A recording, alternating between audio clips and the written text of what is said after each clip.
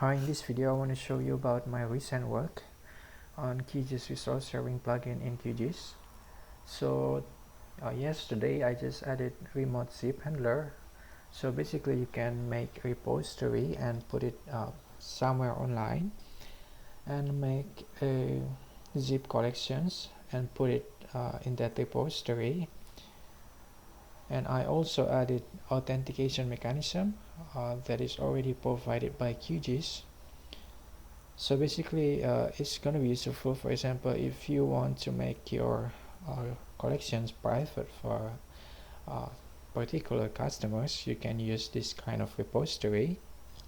So let's see first how the repository looks like. So this is the metadata file.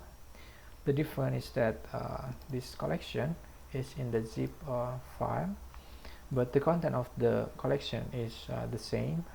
It's got the same structure like usual. We can put image, preview, symbols, styles, and also processing script inside that zip file.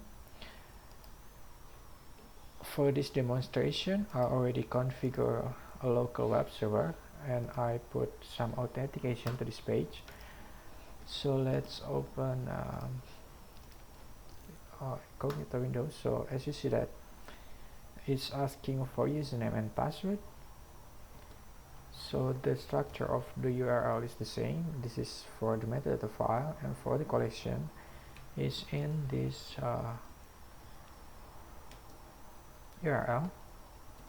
So let's see if it's downloading the zip file. If we put the authentication here,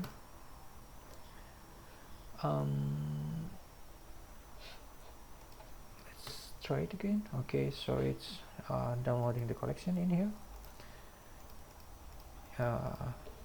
So let's see how we can use this inside the tools. So let's add a repository and name it local zip local authenticated zip repository, and put the URL like this. So we need to put the root of the URL.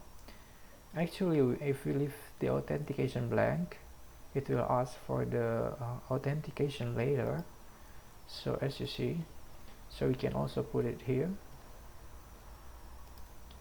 But the catch is that if you close your QGIS, for example, it will ask you again for the authentication. So let's see. So the authentication in QGIS, if you don't save the authentication itself, it will work for once our work session. So let's reload these repositories, and it will ask you again for the username and password. So it's not really nice. So we're going to add authentication in here. So we need to enter the master authentication password, and we're going to name it zip test authentication, and it's basic authentication. There are some other methods in here. And the username that I said is Akbar, and we're going to save this authentication, and it will give you this ID that is enough for the tools to know which authentication that is going to use. So let's save, and it's going to add the collections. This is the collection, and if you reload the repository, you don't need to put the authentication again. So yeah, that's basically the work that I did for the last 2 days. So you can make a private repository and put some zip collection inside the repository, and put some authentication. So for example, if you have private customers, you can use this kind of repository and give it to the user. So that's all for in this video. Thank you.